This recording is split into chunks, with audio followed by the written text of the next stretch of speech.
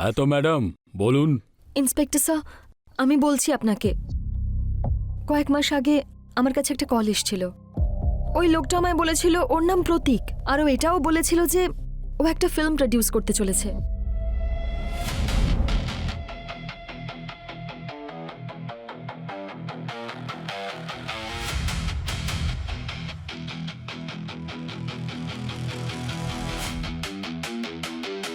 Beautiful. আমি আমার ফিল্মের হিরোইন পেয়ে গেছি, আর আজকে ওর নাম্বারও নিয়ে নেব।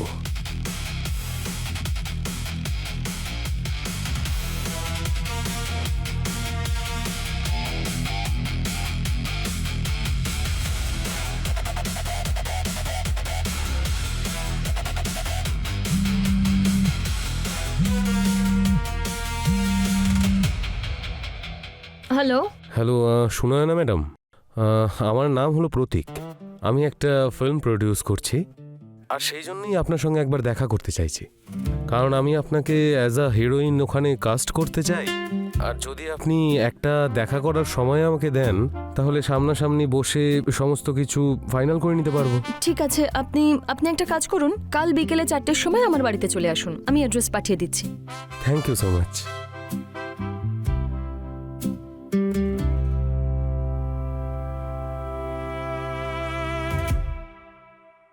শুনয় না ম্যাডাম, আপনি টিভিতে অ্যাক্টিং করছেন, সরি টু সে, বাট আমার মনে হয় যে আপনি ছোট পর্দার জন্য ঠিক নয়, আপনার বড় পর্দার নায়িকা হওয়া উচিত।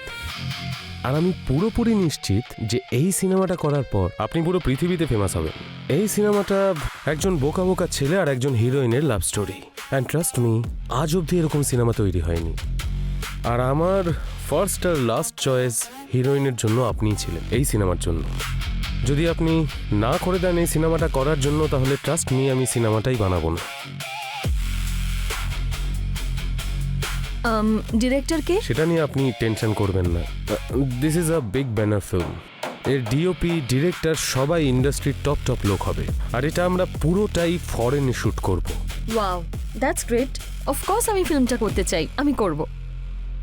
এই নিন signing amount. Oh thank you, thanks a lot. তাহলে কালকে আপনি আমার অফিসে চলে আসুন, একটা ফর্মাল কন্ট্রাক্ট সাইন করে নিই, আর আপনার ক্যারেক্টার ওয়াইজ আপনার লুকটাও ডিজাইন করে লক করে ফেলবো। হ্যাঁ হ্যাঁ, ঠিক আছে। তাহলে আজ আসি, কাল দেখা হচ্ছে। শিওর।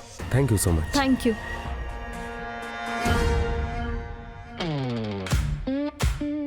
প্রত্যেকটা টিভি অ্যাক্ট্রেস ফিল্মে কাজ করতে চায়, আর এখানে তো অফার নিজে থেকে আমার কাছে এসেছিল।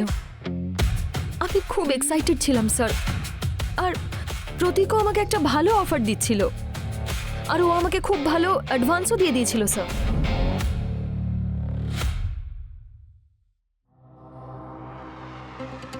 High. Hi, how are you? Very good, how are you? এটা কিরকম অফিস? এখানে তো কেউ নেই। আসলে হয়েছে কি, আমি প্রথম ফিল্ম প্রডিউস করতে চলেছি, তাই অফিসটা সবে সবেই নিয়েছি। ধীরে ধীরে সমস্ত স্টাফই চলে আসবে। এমনিতে ইম্পর্টেন্ট কথা এটাই যে আপনি চলে এসেছেন মানে সব কিছু হয়ে যাবে। এমনি তো আপনি দেখতে পাচ্ছেন চারদিকে আপনারই ছবি লাগানো। কিন্তু আপনি তো বলেছিলেন যে আপনি লুক ফাইনাল করবেন। হ্যাঁ, তো করবো তো। একবার লুক ফাইনাল হয়ে গেলে ইনভেস্টার্সরাও চলে আসবেন, রাইট? তাহলে আপনি একটা কাজ করুন, আপনি চেঞ্জ করে নিন কস্টিউম। সামনে গিয়ে লেফট সাইডে মেকআপ রুম, আর কস্টিউমে ওখানে রাখা আছে। Oh okay, see you. ইয়েপ।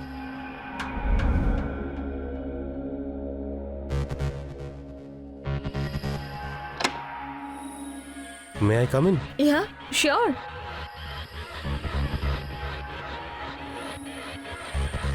Wow, কি দারুণ দেখাচ্ছে আপনাকে। Thank you. এবার একটু পোজ দিয়ে দিন না। শিওর। এই যে এরকম নয়, আমি উপজাতিদের মধ্যে থাকতাম, তো I know how they stay. তাহলে আমি দেখাচ্ছি যে উপজাতি মেয়েরা ঠিক কেমন হয়। ওদের লুকস নিয়ে বা এসব নিয়ে কিছু যায় আসে না, ওরা বিন্দাস হয় আর ডেসপারেট। এতটা কাছাকাছি দেখে আমি নিজেকে সামলাতে পারিনি। আর আমি তোমাকে এখানে কোনো খারাপ উদ্দেশ্য নিয়ে ডাকিনি। দেখুন, অজুহাত দেওয়ার কোনো দরকার নেই। আপনি যান এখান থেকে, আমি চলে যাব, আমি এক্ষুনি চলে যাব। দেখো, আমি তোমাকে খুব ভালোবাসি। এই ফিল্ম শুধুমাত্র একটা বাহানা তোমার সঙ্গে দেখা করার জন্য। আমি তোমাকে নিজের করতে চাই, আমি তোমাকে কাছে পেতে চাই। ইউ নো হোয়াট, স্বপ্ন দেখার মধ্যে কোনো ভুল নেই, কিন্তু তোমার এই যে স্বপ্ন, এটা কখনো পূরণ হবে না। যা শুরুটাই মিথ্যে দিয়ে হয়েছে, তার উপরে কেউ কি করে ভরসা করতে পারে? হ্যাঁ দেখো, আজকের পরে তুমি আর আমার সাথে কন্ট্যাক্ট করবে না, আর আমি তোমার সাথে কোনো কাজ করতে চাই না। আর হ্যাঁ, যে অ্যাডভান্সটা তুমি আমায় দিয়েছিলে সেটা আমি তোমায় ফেরত দিয়ে দেবো। I don't want to work with you, let me go. Okay okay, listen listen listen to me, relax. ঠিক আছে, যখন তোমার আমার ভালোবাসার প্রতি ভরসা হবে, আমাকে মনে করো তুমি। এবার নিজের জামাকাপড় চেঞ্জ করে যেতে পারো। Sorry, 1 second. তারপরে আমি ওখান থেকে চলে এলাম, আর তারপরে আমি একটা নতুন সিরিয়ালের অফার পেয়েছিলাম, আমার প্রেম আমার ভালোবাসা। আর সেখানে আমার পেয়ারিং শান্তনুর সাথে ছিল। স্যার, পাবলিকের আমার আর শান্তনুর জুটিটা খুবই ভালো লেগেছিল। ক্যারিয়ারের শুরুর দিকে আমি আর শান্তনু একটা রিলেশনশিপে ছিলাম, কিন্তু অনেক আগেই আমাদের ব্রেকআপ হয়ে গিয়েছিল স্যার। কিন্তু মিডিয়াতে এরকম সব গুজব আসছিল যে আমার আর শান্তনুর মধ্যে সম্পর্ক আছে, আমরা দুজন বিয়ে করতে চলেছি, ইত্যাদি ইত্যাদি। কিন্তু আমি একদিন জানতে পারলাম যে এই সব গুজব শান্তনু নিজেই রটাচ্ছে। আমার খুব রাগ হয়েছিল স্যার। একদিন শুটিংয়ে 2 দিন আমি অফ পেয়েছিলাম, আর তারপরে আমি শান্তনুকে আমার বাড়িতে ডেকেছিলাম।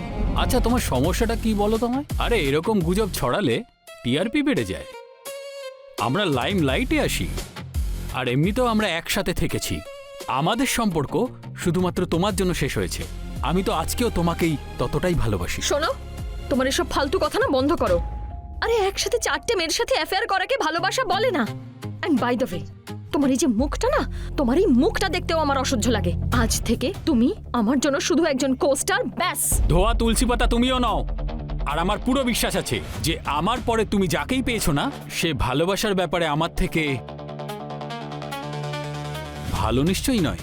এখনো আমি সেই ক্ষমতা রাখি, যদি চাও তো ট্রাই করে দেখতে পারো। ব্যাস, অনেক হয়েছে। Enough is enough. দেখো, আমি তোমার রক্ষিতা নই। আমি তোমাকে নিজের কাছে আসতে দিয়েছিলাম কারণ আমি তোমায় ভালোবাসতাম। আর এখন আমাদের মধ্যে সেসব কিচ্ছু নেই। সেই জন্য তুমি আমাকে এইভাবে আননেসেসারিলি টাচ করার চেষ্টাও করো না। আর এইসব গুজব রটানো বন্ধ করো তুমি, না হলে আমি মিডিয়া ডেকে তোমার মুখোশটা খুলে দেব। এত অ্যাটিটিউড একদমই ভালো নয় সোনা। ইন্ডাস্ট্রি এটা, এখানের পরিবেশ প্রতিদিন চেঞ্জ হয়। কে জানে কালকে হয়তো আমাকেই দরকার পড়তে পারে তোমার। কোন মুখ নিয়ে আসবে আমার কাছে? Go away! তোমাকে আমার কোনো প্রয়োজন হবে না। Get the hell out of my house now. Out, get out. তুমি তো আমাকে ডেকেছিলে। আর একটা কথা শোনো, মনে আশা জাগিয়ে ছেড়ে দেওয়া। যখন তুমি আমাকে ভাববে কিন্তু আমায় পাবে না, তখন আমাকে মনে করো আমার সোনা। আমি তোমার ভালোবাসা মেটাতে অবশ্যই আসব। আর হ্যাঁ,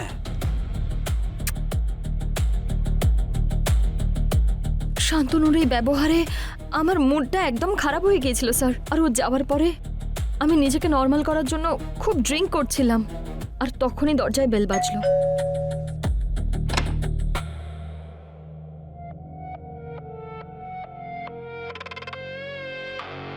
আমি শুনলাম যে তুমি কোন একটা শান্তনু নামের অভিনেতার সঙ্গে রাসলীলা চালাচ্ছ।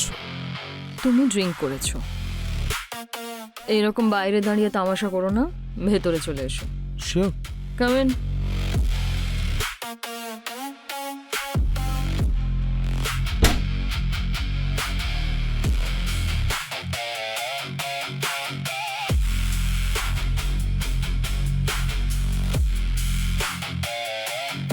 আর দেখো, আমি তোমার টাকা ফেরত দিয়ে দিয়েছি। এখন আমি যার সাথেই থাকি, যাই করি, তোমার তাতে কিচ্ছু যায় আসার কথা না, বুঝেছো? যায় আসে আমার। আমি তোমাকে ভালোবাসি, আর আমি তোমাকে অন্য কারোর সঙ্গে দেখতে পারবো না। মিডিয়াতে যে খবরটা চলছে সেটা কি সত্যি নাকি মিথ্যে? যদি আমি বলি যে এগুলো সব সত্যি, তো কি করবে তুমি? তাহলে আমি নিজের জীবন দিয়ে দেব।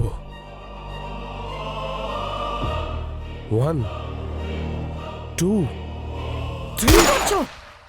Leave it. পাগল হয়ে গেছো তুমি? আরে আমার কারোর সাথে কোনো অ্যাফেয়ার চলছে না, এগুলো সব গুজব। ওই শান্তনু ওই গুজব রটাচ্ছে। আমি এটাই তো শুনতে চাইছিলাম। দেখো, তুমি আমার সিনেমার হিরোইন হও বা না হও, কিন্তু আমি তো তোমার হিরো হতে পারি, বলো?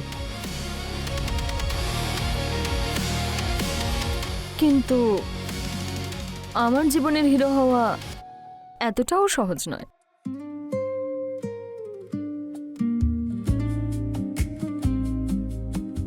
এমনিতেও আমার অতটা সহজ জিনিসপত্র পছন্দ হয় না।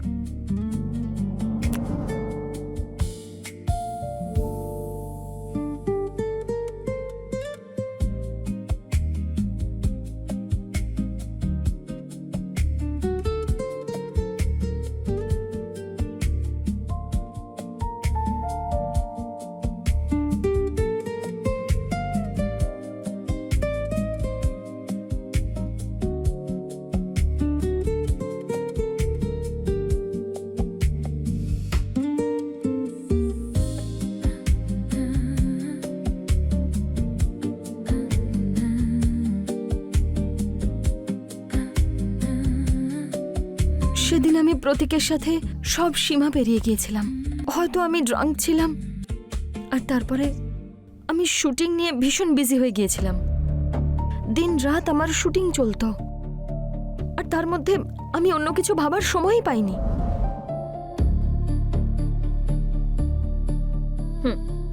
Thank you. স্পট দাদা, একদিন আমার 12টার সময় শুট প্যাক আপ হয়ে গিয়েছিল। আমি ভেবেছিলাম যে একটু ফুর্তি করা যাক, আর অনেক দিন ধরেই প্রতীকের কল আসছিল আমার কাছে, কিন্তু আমি ওর কল তুলছিলাম না। কিন্তু ওদিন কিছু না ভেবেই আমি ওকে কল করে ফেলেছিলাম স্যার।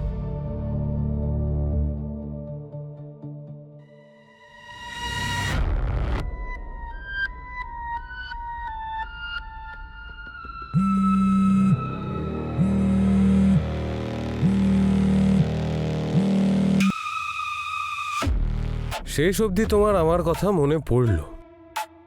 এতদিন ধরে ফোন তুলছিলে না কেন? আমি না খুব বিজি ছিলাম, ভেবেছিলাম ব্রেক পেলে তোমাকে ফোন করে নেব। কেমন আছো? ওই দিনের পর থেকে তো কোনো কাজেই মন বসাতে পারি না, সব সময় তোমার কথা মনে পড়ে।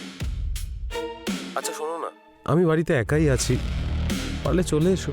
দেখো প্রতীক, আমার মনে হয় না যে আমাদের মধ্যে সেরকম কিছু আর হতে পারে, কারণ ওই দিন যা হয়েছিল সেটা নেশার কারণে হয়েছিল। তাহলে আজকেও নেশা করে নাও, আমি তোমার জন্য পেগ বানিয়ে রাখছি। দেখো, আমি তোমার সাথে কথা বলতে পারবো না, যতটা কথা বললাম সেটাই যথেষ্ট। চলো, আমি রাখছি। ঠিক আছে, আসতে হবে না, তোমার যা ইচ্ছা করো, কিন্তু আমি তোমার জন্য অপেক্ষা অবশ্যই করব।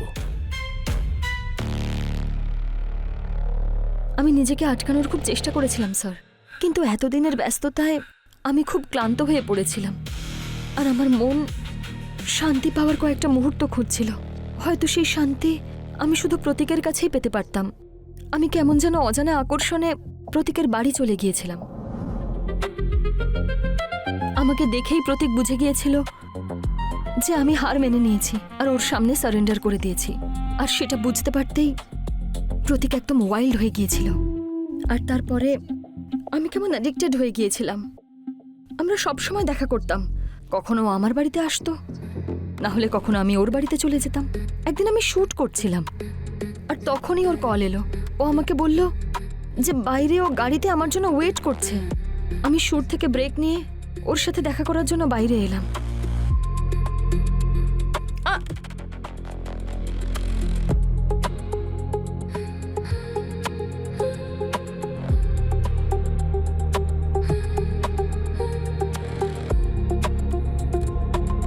আর আমি সামলাতে পারছি না, চলো বিয়ে করে নি। প্রতীক, আমি তোমায় কবে বলেছিলাম যে আমি তোমাকে বিয়ে করব? এটা কি বলছো তুমি? আমরা সে সমস্ত কিছু করেছি যেগুলো বিয়ের পর হয়। হুম, দেখো, বিয়ে একটা রেসপন্সিবিলিটি, একটা বন্ধন, আর আমি কোনো বন্ধনে জড়াতে চাই না। দেখো প্রতীক, তুমি প্লিজ অন্য কাউকে বিয়ে করে নাও। তুমি কি জানো তুমি এটা কি বলছো? তুমি তো জানো যে আমি তোমাকে ঠিক কতটা ভালোবাসি। কিন্তু আমি আমার ক্যারিয়ারকে ভালোবাসি, আর এত ইমোশনাল হওয়ারও কোনো দরকার নেই। ইমোশনাল হচ্ছি না আমি, ফিজিক্যাল তো হতে পারি বলো। প্রতীক, প্রতীক দেখো, আমাকে আবার যেতে হবে। আমি শুটিং ছেড়ে এসেছি। তুমি শুটিং ছেড়ে এসেছো, কিন্তু আমি তোমাকে ছাড়লে তো যেতে পারবে। শোনো, আমার কথাটা শোনো। আরে আমার জামা কাপড় খারাপ হয়ে যাবে, যখন আমি ফিরবো সবাই আমাকে নিয়ে মজা করবে। সবচেয়ে বড় রোগ কি বলবে লোক?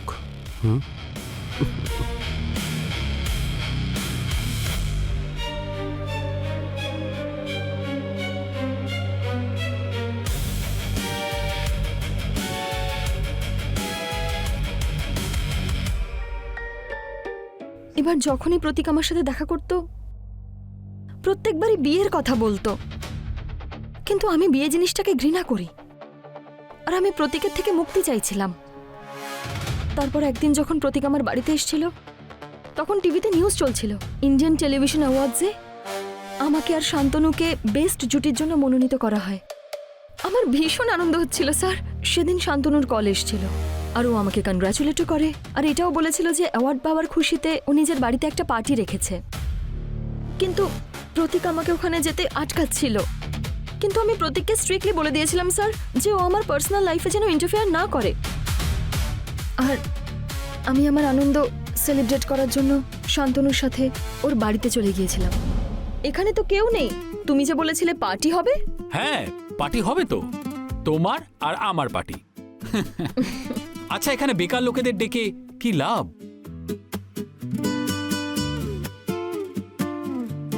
Thank you. Cheers. চিয়ার্স। যারা অ্যাওয়ার্ড দিয়েছে তারাও মেনে নিয়েছে যে আমাদের দুজনের জুটি একদম পারফেক্ট। তারপরেও তুমি আমার থেকে দূরে যাচ্ছ। তুমি 4-4টে মেয়েকে ঘোরাবে তো যে কেউ তোমার থেকে পালাবে, তাই না? আচ্ছা আচ্ছা, ঠিক আছে বাবা, আজকের পর আমি তোমাকে ছাড়া অন্য কাউকে দেখবো না। সত্যি? সত্যি।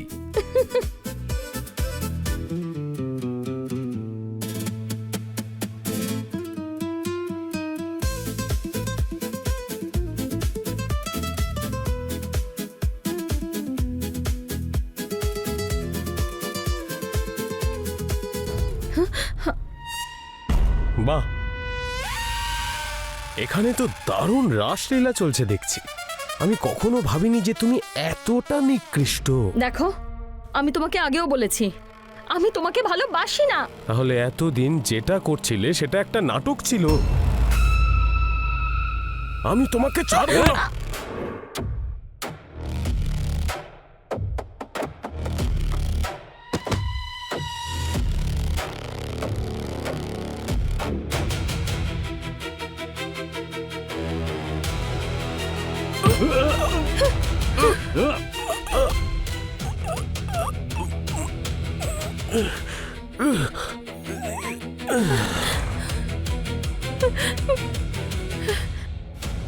ইন্সপেক্টর স্যার, আমাকে বিশ্বাস করুন, আমি ওকে ইচ্ছে করে মারিনি।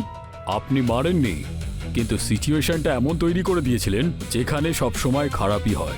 আপনি এবং আপনার পার্টনার শান্তনুকে কি শাস্তি দেবে সেটা তো এখন আদালতই ঠিক করবে। অঞ্জু, একে নিয়ে যাও।